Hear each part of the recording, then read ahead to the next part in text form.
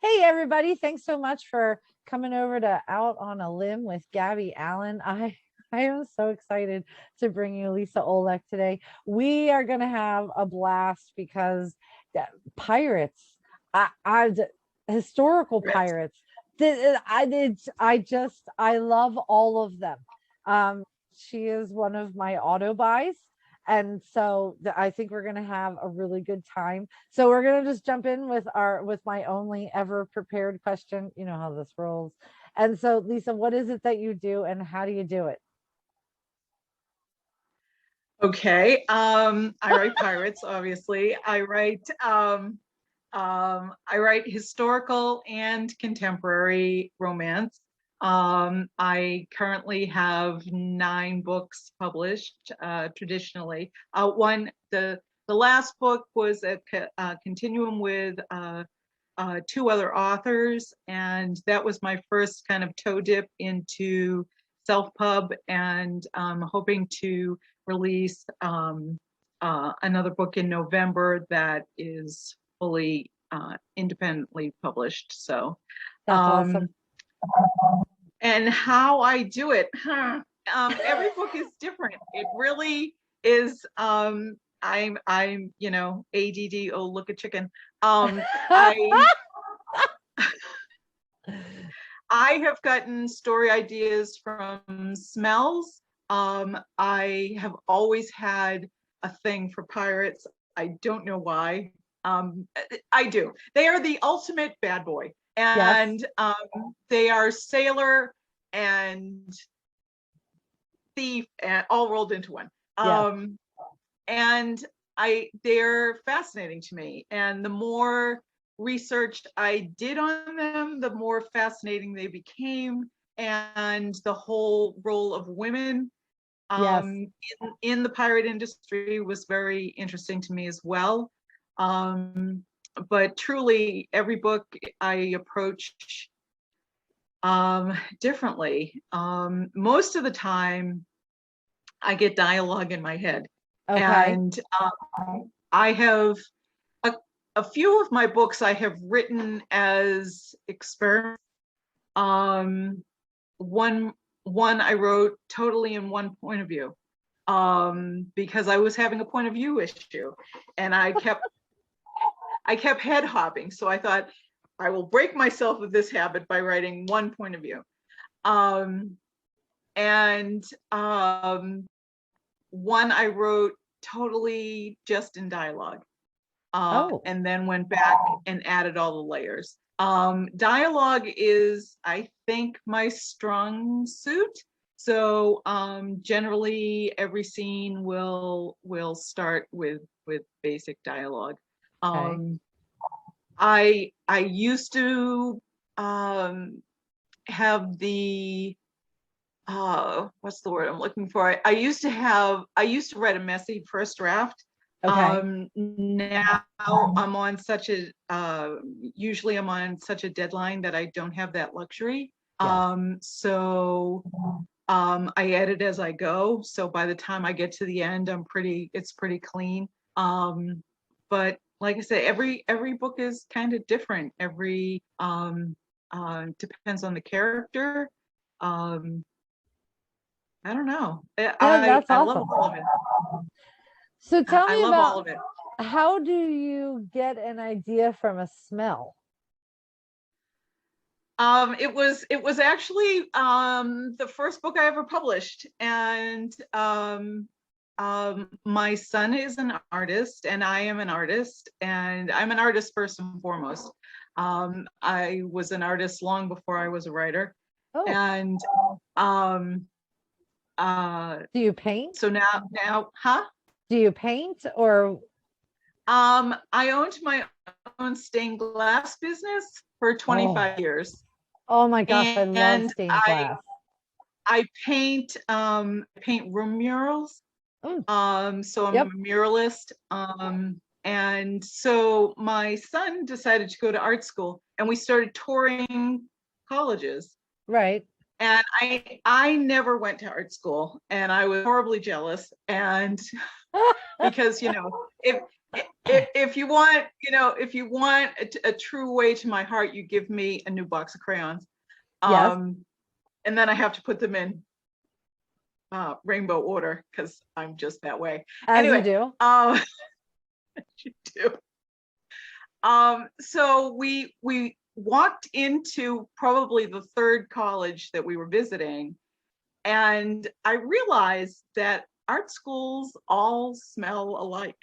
Yes, I They agree. all have a very distinctive smell. Yeah, It's like if you say the word subway, there's a smell.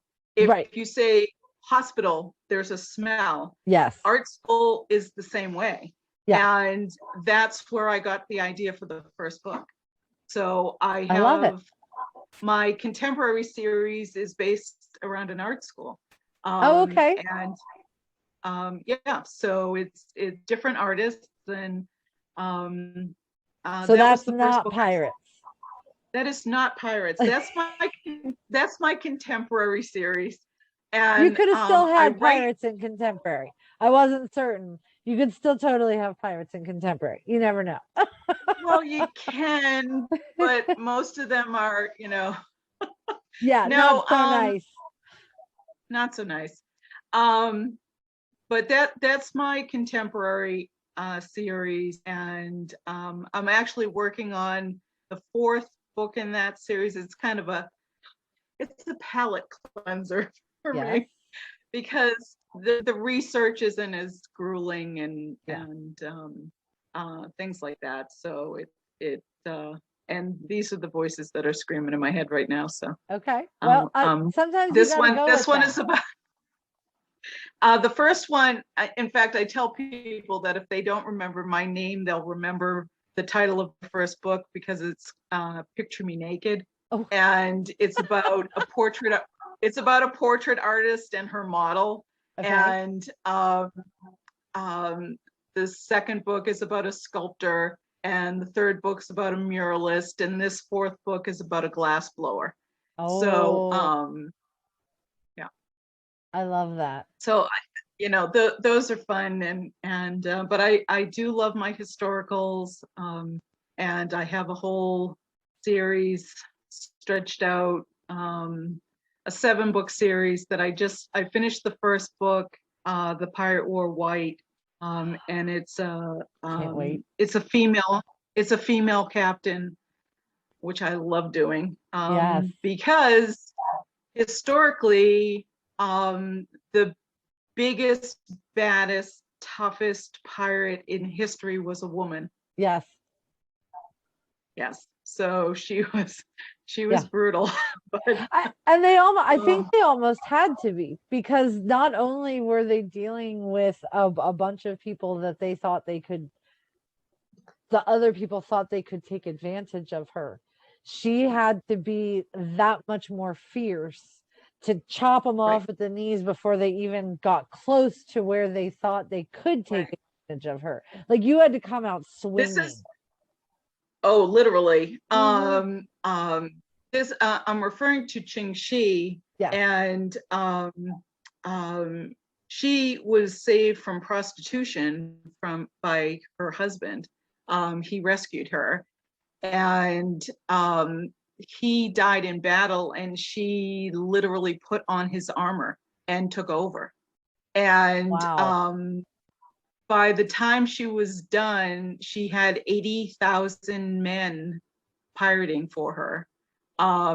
Had, thousands of ships. Countries could not stop her. In fact, the emperor of China went to her and said, "How do we stop you?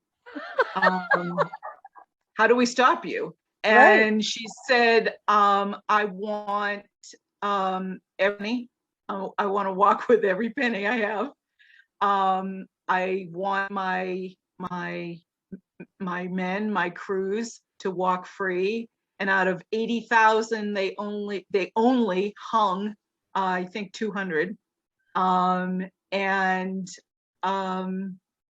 she just walked away, and she bought an Wow. island in Canton and opened a brothel and a gambling house and lived till she was 60. Married her first mate. It was awesome. She's awesome. So I had heard her name before. I had not heard that whole story. That kind of stuff is fascinating to me. I'll be honest, I It suck really at is. writing historicals because I get so caught up on like were scissors available at a certain time, and what do Right. you call a purse in 1500 versus Yeah. 1820, and that stops me because I'm not able to keep going until I figure that out. So Right. but that kind of Google is stuff, your friend. yeah, but see, then I get caught in Google because I'll Google like 1862 purse, and then Mm-hmm. I'll start watching some YouTube video, and then I'll end up watching, like Bridgerton for the next 47 hours, and because I've got it on, repeat and stuff. And so because I had an idea for what was it? I think it was called Corsets and Derringers, maybe. She was going to be, so her dad ran a brothel that her brother didn't know about. Her dad dies and the brothel goes to her. And so she is running this on her own, but her brother thinks that she's like this little wallflower. And he feels like, but then there's a mystery and people die and stuff like that. And it took me 3 hours to write 5 pages. Okay, so let me give Wow. you a little thing on that. I can write 1,200 words, which is approximately 6 pages in 20 minutes. And I was like, okay, this is the wrong genre for you. So do you ever like make asterisks, or do you actually look up the things that you need while you're in the process of writing? It's funny. I tell the story. I'm a backwards researcher. Okay. So, like my first series, the ship is the same through the entire series, and the ship is named the Scarlet Knight. And I thought, wouldn't it be cool if the Scarlet Knight could blow red smoke out of his cannons? So I wrote the scene, and then I'm like, how do I do that? is that even is that even possible in 1684? Right. I have no idea. Let's find out.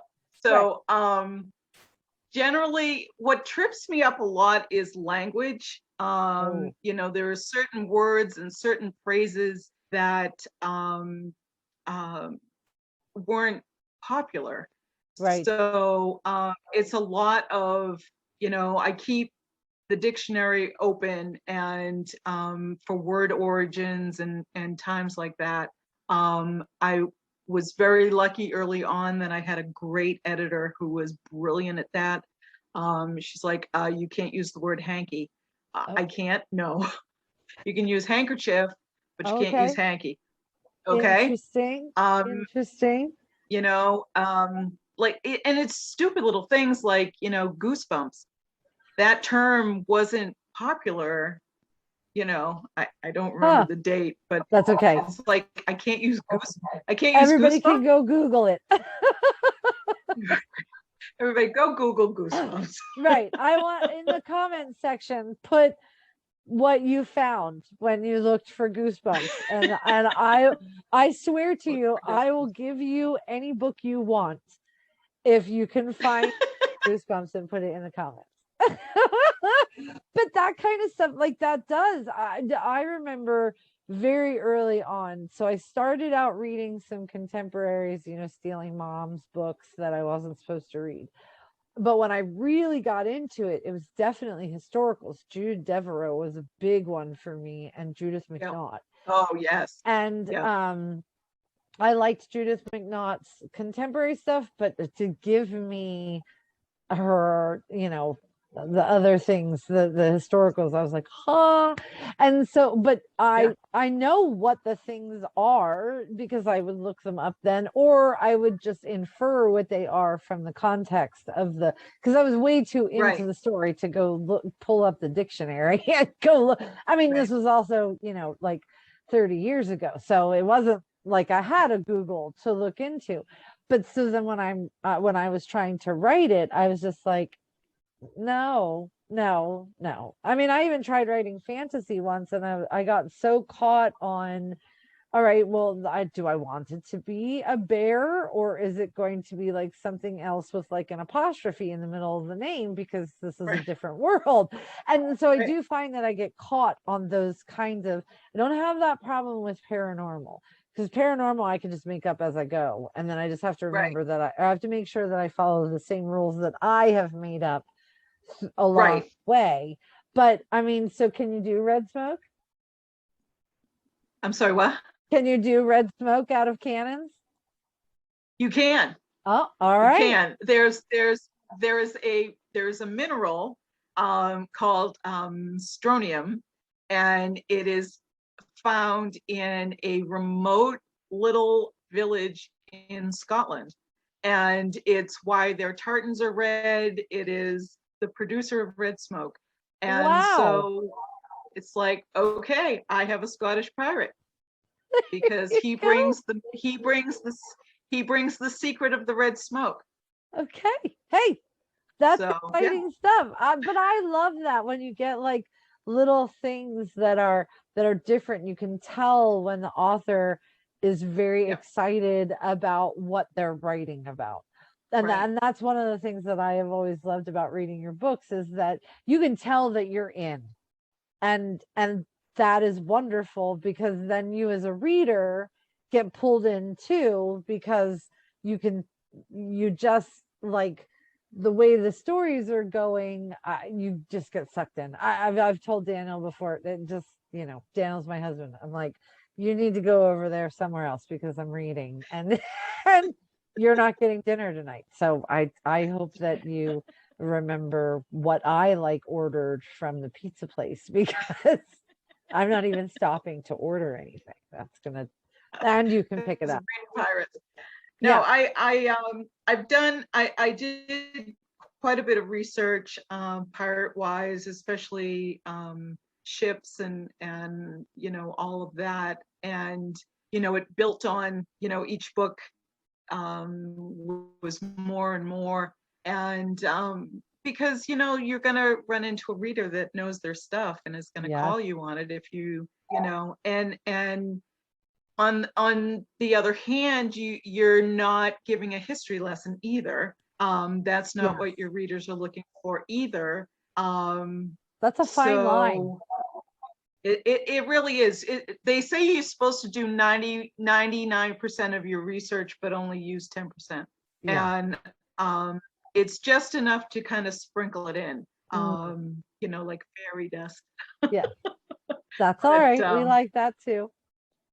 I wish I could tell you that I'm brilliant and I plan everything in advance and everything flows just brilliantly, but Right. it doesn't. And then I catch myself. The Captain series, I because there were I brought in a child in the second book, and because there were children on pirate ships, Yes, there and were. um, there were, and I saved this street urchin from the gutters of Port Royal, Jamaica, Right. and brought him on the ship, but I made him deaf and Oh, not and nonverbal, and I nicknamed him Bump because his first week on the ship, he couldn't, when people would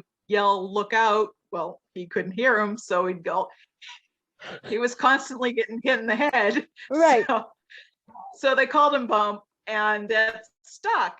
And now, 2 books later, Bump is now an adult. And, he's a fierce pirate because he's basically cut his teeth on the rigging. So he knows what he's doing, he knows how to fight. I tried to kill him. And my critique group I'm sure just they ate you they, alive. it Yeah. was not pretty. It was No, not pretty. They're no. like, you cannot kill him. I'm like, yes, I can. DEAD dead. You know what though? That's a big one. It's very interesting to me because people get very invested in certain characters. Very invested. And especially So like in the mystery world, you cannot kill children and dogs.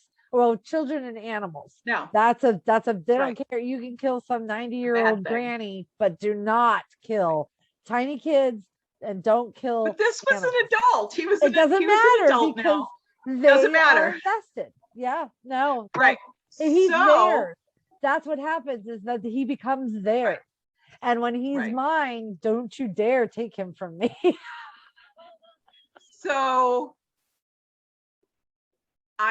like, well, give me a plausible scenario and I'll see if I see what we can do. Right. And he became the obvious hero for the book. Now, had I been smart back in book 2, I would have made him verbal. That is a little bit of a problem. A little bit. We do sometimes put ourselves in corners. So fortunately, very serendipitously, sign language had been developed by a Spanish monk in that time period. So I was Awesome. able to use the origins of sign language with this character. But then book 5, I have a hero who can't speak. Yes. Made for a very interesting writing project because I bet. I have a hero who can't speak. Right. So and when you line up my books, the 5th book is very thin. And I even said to, I'm like, is the publisher using different font? And I'm looking, I'm like, no, it's the same font. It's the same font. It's the same word count. Why is this book? Because there's no white space. Yeah. Because there's no dialogue. Right. So there's no white space on the page. So yeah, that's a hard one. It came up 25 pages shorter than one of my other books because there was little to no dialogue in it. Isn't it crazy? Well, because I don't always think that far ahead. A lot of times I write book 1 and I'm like, okay, this is great. And I might have an idea of what book 2 and 3 are, but I haven't written them yet. So I don't know what's going to happen. But I never expected this to be a series. Right. I never expected it to turn into a series. Right. So then you have to work with what you've done, especially if it's already published, because you're like, oh, okay, well, now we have issues. Yeah. I'm not really sure what to do with that. And I worked really, really closely with the deaf community, which was that's wonderful. Brilliant.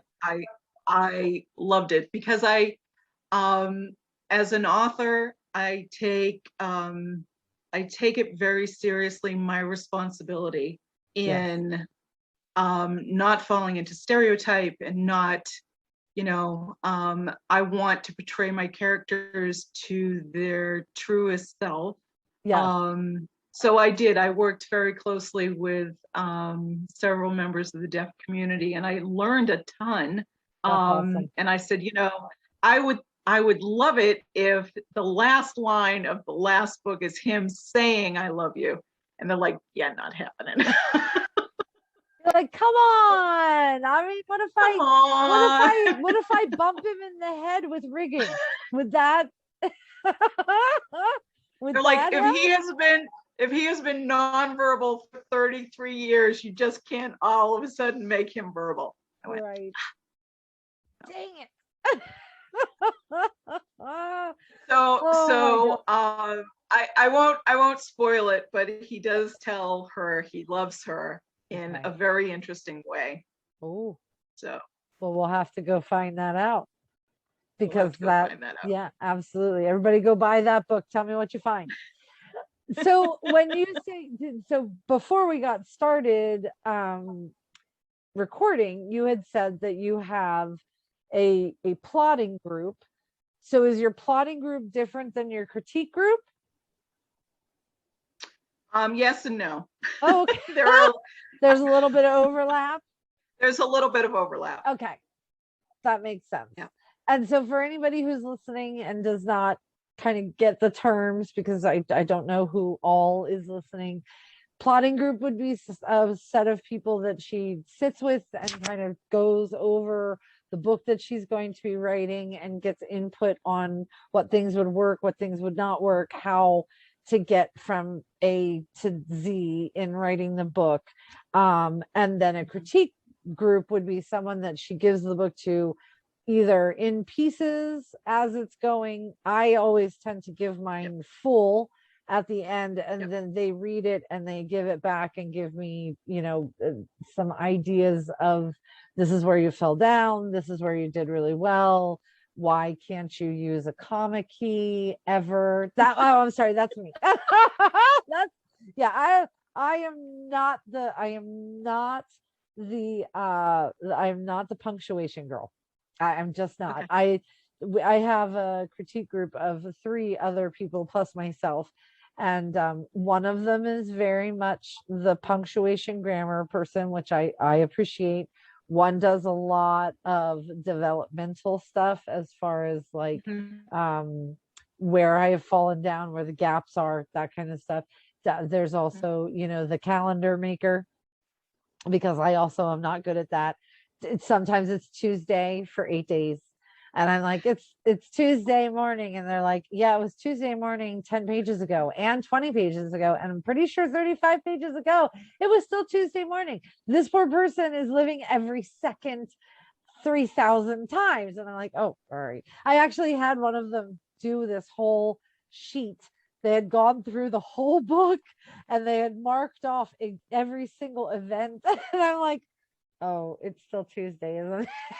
I have had a character pregnant for 18 months. Oh no. Yeah. I mean, that's not gonna work. Honestly, I don't understand how people work. I understand that it's very hard to find critique partners, because you need to find people that you gel with. You need to find people who hopefully are going to help you be better. You're going to need to find people who understand what it is that they're looking at and get your genre. So it doesn't always have to be, everybody doesn't have to be able to do They are worth their weight in gold. Oh they my truly gosh. are. There is no way that I would go without them. No way. No. Because I would turn in books that suck so hard. Because I don't know about you, but for me, when I write, sometimes my brain puts in the book, I think it's there. It's not there. But to me, my brain is filling in the spaces of, well, of course that makes sense because I already put it. It's on page. Well, hold on. Let me do a search. Oh, okay. No, well, oh God. Well, I thought it was, no, it's, and so I do need someone else with a clear view to look at it and say, no.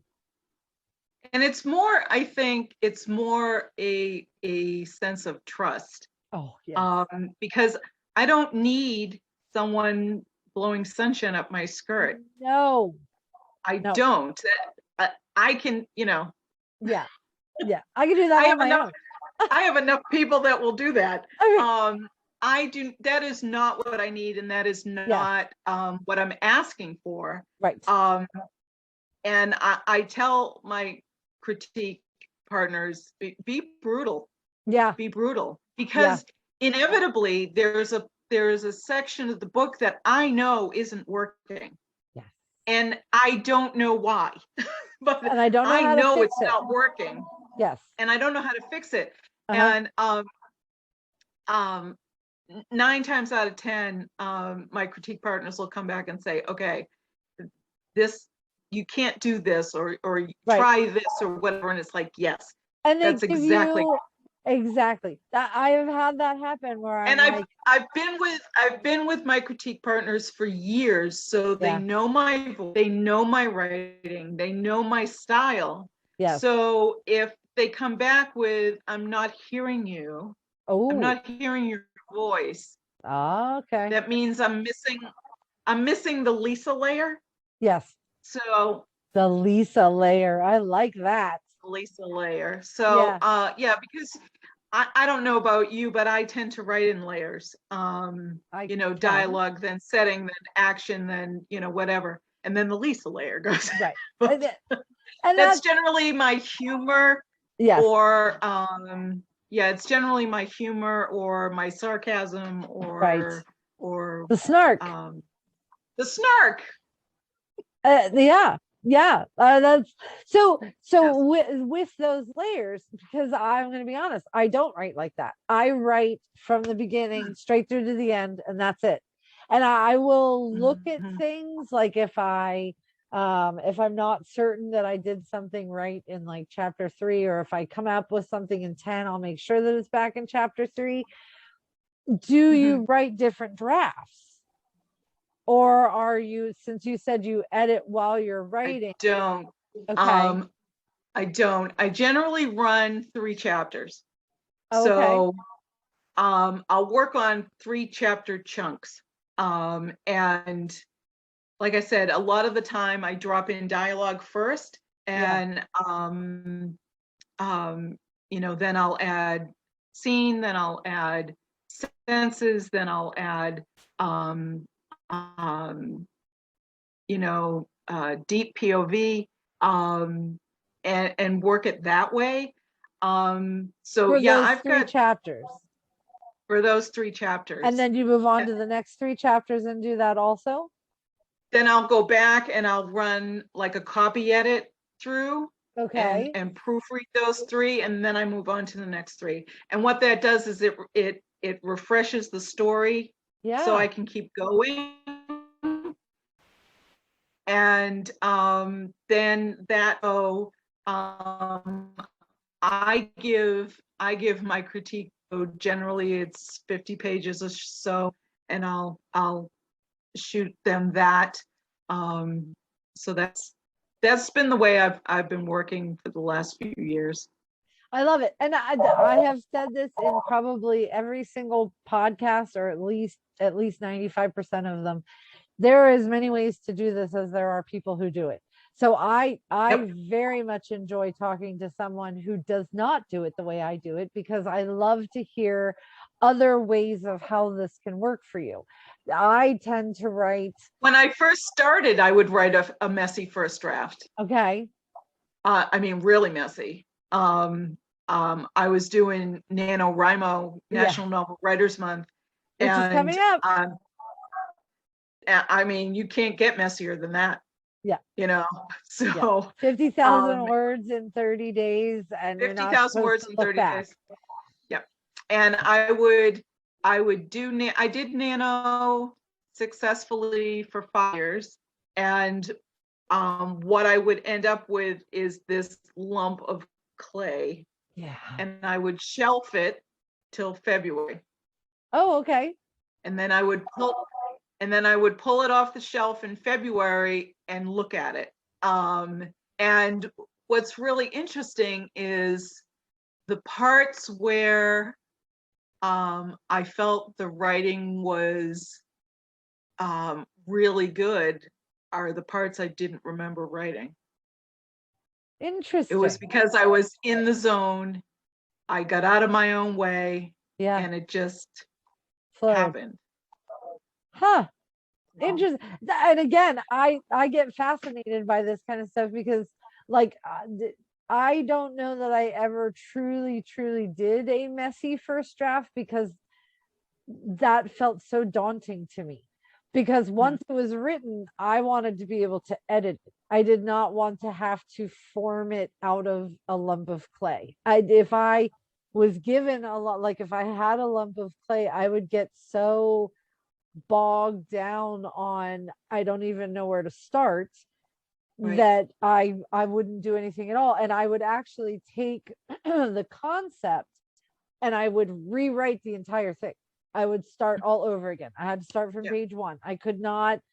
I have a friend who used to print it out and would take like scissors and cut Hmm. pages and Yeah. repaste them in a notebook. And I'm like, that would make me insane. I No. would never be able to do that, because I would get so confused over where things happened, and there wouldn't be transitions anymore. And I just would be so lost that I'd end up giving it up. I rewrote a book once 12 times, like literally rewrote it. I changed points of view, I changed emotional, but every time that I rewrote that, I did not take the manuscript and fix it in the manuscript.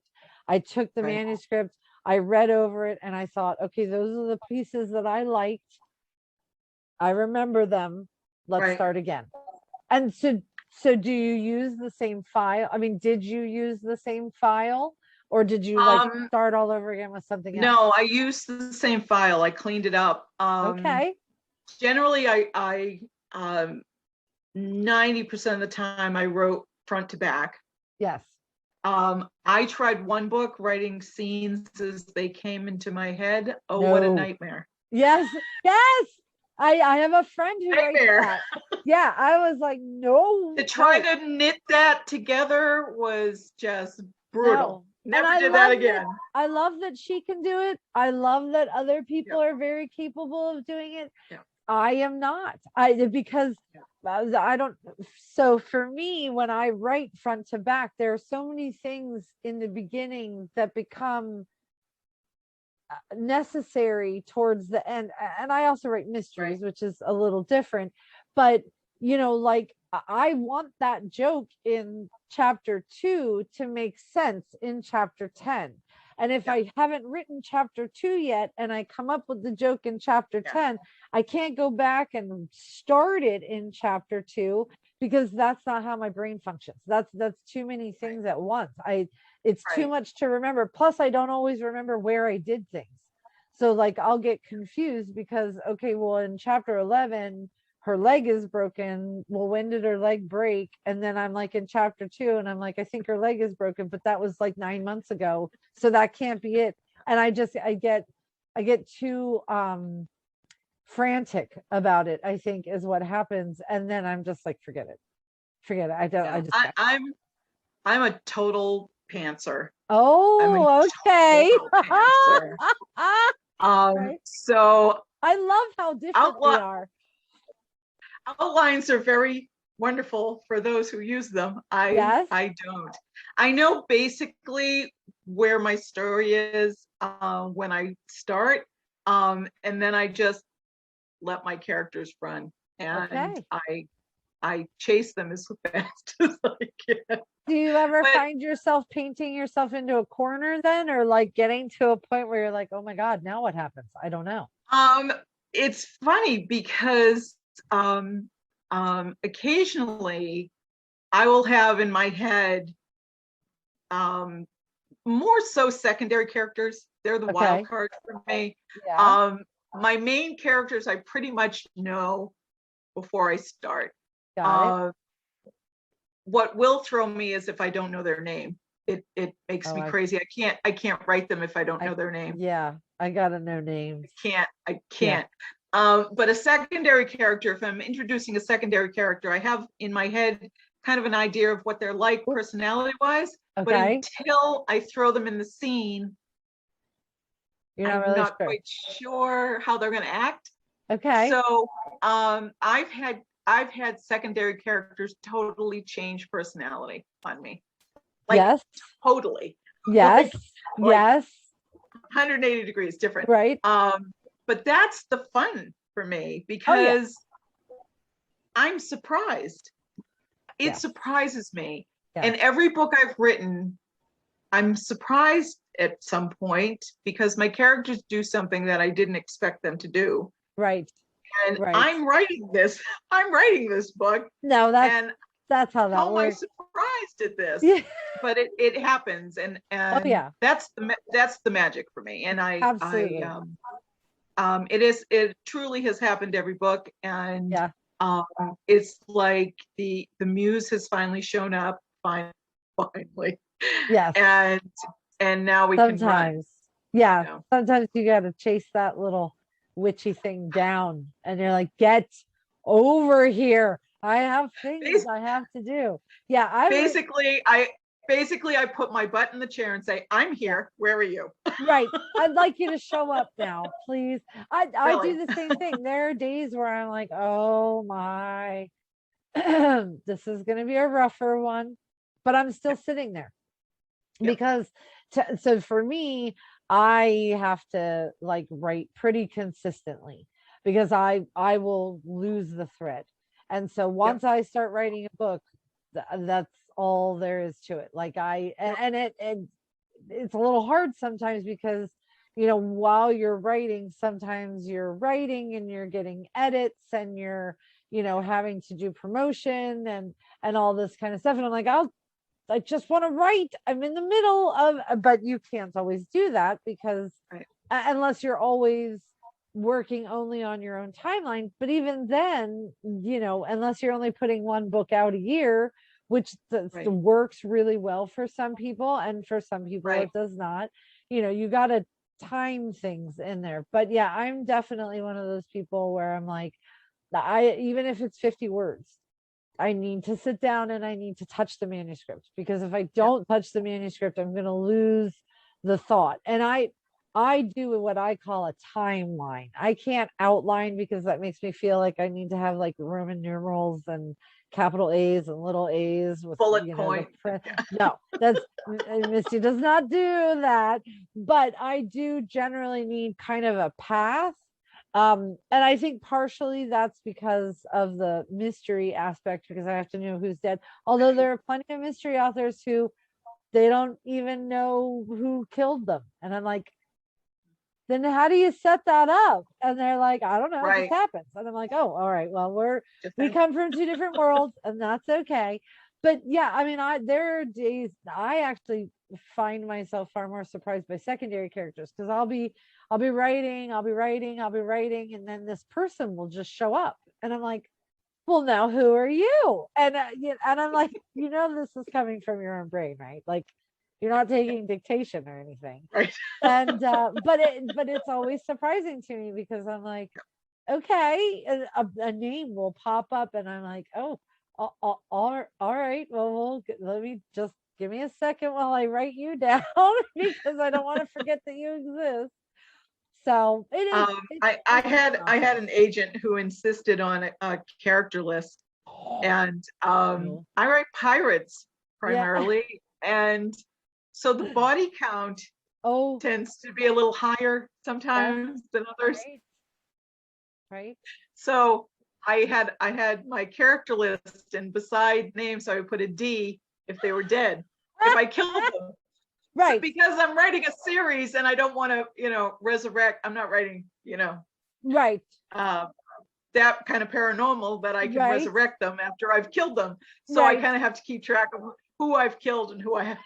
Yeah, we're not visiting Davy Jones' locker and signing some people out. Yeah, I got you. And so she's like, you realize the first page and a half of your character lists are all dead people. It was a tough battle. These things happen.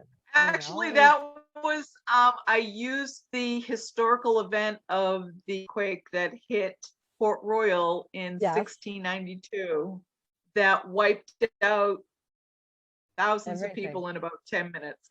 So I wiped out 99% of my crew. And they turn around and they say, Lisa, come on. I had stuff I could have done in this. Why'd you have to kill me in the earthquake? My editor's like, you're gonna get letters. I'm like, bring them on. Bring them on. That means they're reading, right? That means they're reading, yes. There you go. There you go. We're supposed to instill emotion. If you're upset enough that I've killed your favorite character, then please write me. I dare you. Lisa wants you to write her. Come on. Come on. Well, we are again almost at the 45. So I'm gonna try really hard to keep this in the space that I'm supposed to. So we've heard did you say it was the Pirate War White is next? The Pirate War White. Okay. And can I show you're you thinking, my cover? I would love for you to show us the cover. Oh my That's my new gosh. cover. Can I tell you, A, how much I love that, and B, how much I envy that font? I have total font envy. That is beautiful. Yeah. Absolutely beautiful. And that's Yeah, in it's November. different. I'm sorry. In November, you think that's going to be out? Yeah, I'm shooting for November. Okay. This is my first jump into the deep end of self-pub, Got and you. there's a big learning curve. There are Yes. a lot of moving parts, and I'm very nervous about it, but You're I'm going to be excited at awesome. the same time. Yep. You're I going to be think I awesome. think it's going to be great. Yes. So, Absolutely. Absolutely. So you that's know, I need to write the books I want to write, and the market and the industry does not support that right now. right. But I think I've worked really hard to gather a reader base that Yeah. wants to read Lisa Olech. Yes. So I'm right here. Well, and and then so years ago, it was very, very in to have very dark, very angsty, very uh, they just were characters that I could not write. No humor, nobody wanted to laugh. They wanted to be just pulled down into the depths of a mhm, tortured soul. And I mhm. remember being at RWA and everybody was like, tortured soul, tortured soul, tortured soul. And I was like, you know what? I'll be here when the moon turns back around to the light side because I can't write that. And I'm not Right. going to write that. And so I think sometimes there's real value because there's real value in doing what you do because when it comes back around, you're already going to be there. You won't be running And I after your think you dreams. You're run the going to, risk of I think you run the risk of kind of blending into the crowd. And yes. I don't want to do that. And Oh, it was funny when I first started writing and I first was working on pirates. I had a publisher tell me that they'd love to publish it if it was Regency pirates. oh, I'm like, okay. okay, well, there's some historical problems with that Yes. because all the letters of marque and reprisal had been um, nullified and all the English pirates were hung. Yeah. That's problematic. So it is problematic. And Just a little. so that would make them French pirates. Those are buccaneers. We're talking a whole different thing. Yeah. And my husband was very helpful. He said, just change the date. What?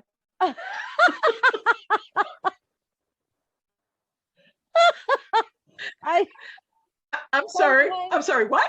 sometimes they try. They They are do try. try. They They do do. try. They don't quite They get do it. They try. do try, And that's I've read Regencies with pirates that are pirates. And I actually was not aware of that fact. So Yeah. for some Yeah. readers, that's not going to be an issue because they're not going to know. But Right. for the people who know, I do not want to piss them off. I just Right. don't like, and Right. I think, And my attitude was um it doesn't matter if they want to read 18th century pirates or 17th century pirates. I want them to read my pirates. yes, So, and truly, I did my research. If I yes, mentioned a ship in the book, that ship sailed in those seas at that time. So yes, it wasn't just a matter of changing a few numbers on the page. right, It was, right. Yeah, I no, did I my get you. research.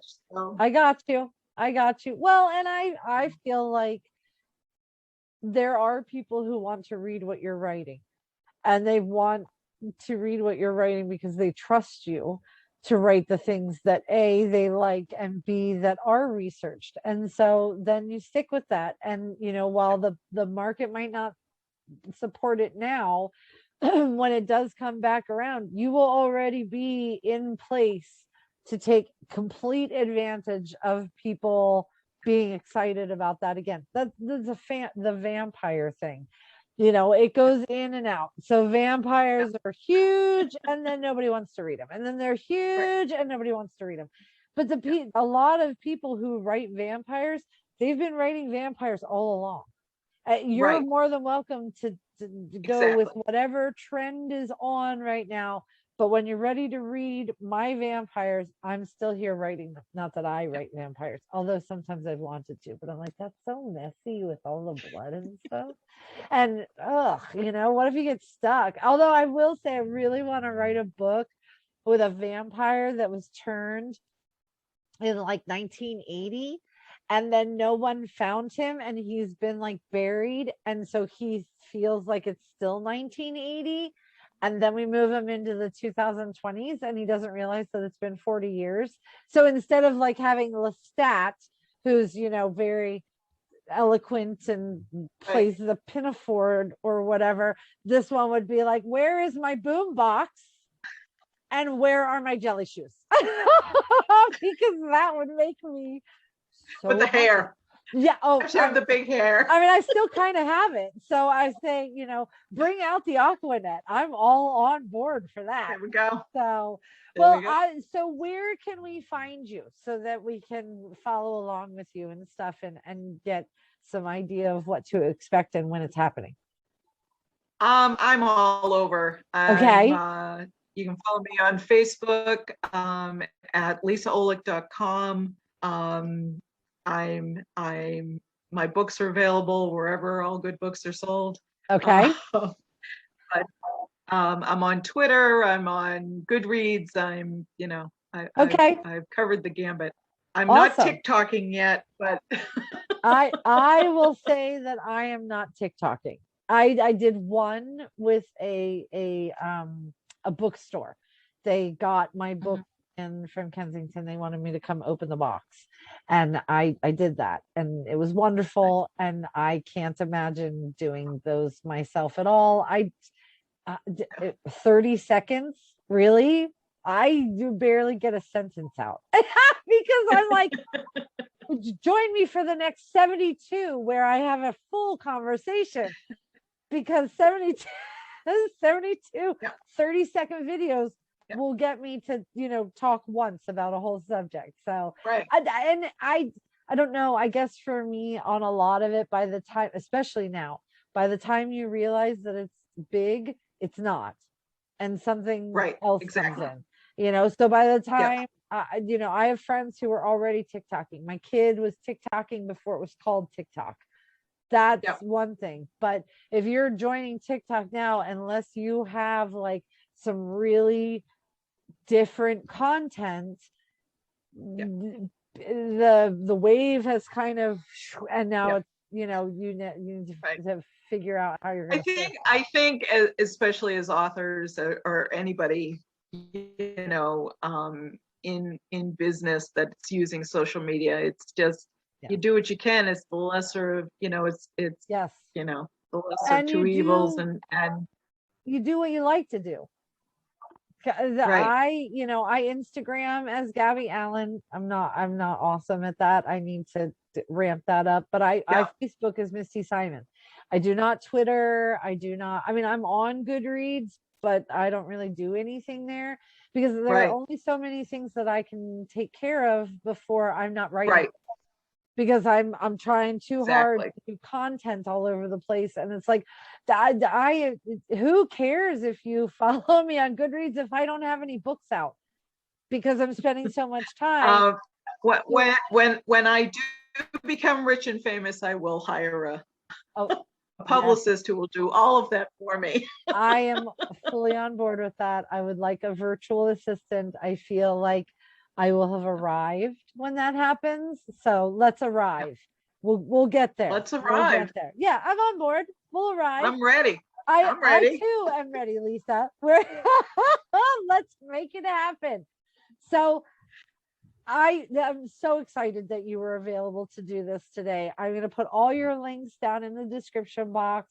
I'm going to throw out to the listeners or watchers, whatever it is, however you're doing this. If you have any questions for myself or Lisa, please put them in the comment section, and I'll make sure Lisa sees them. And because honestly, if you want to learn, we want to help you get to the right resources. And again, thank you, Lisa. This was so much fun. I'm so glad that you were It here. was so much fun. Awesome. Awesome. All right, everybody you, go thank you, out. I thank you, want to thank you. know about goosebumps. And Goosebumps. I want to know how the guy says I love you in a interesting way. Answer my questions. Fifth I book. you, I will get you a book. Okay, book 5. But you should read 1 through 4 so that you are You invested. really should. I'm just saying. So, well, this is going to be the end of this Out on the Limb with Gabby Allen. Thank you so much for being here. I hope that you have a wonderful morning, evening, 3 a.m. Whenever you're watching it. I hope the rest of the day is amazing, and I'll see you next time.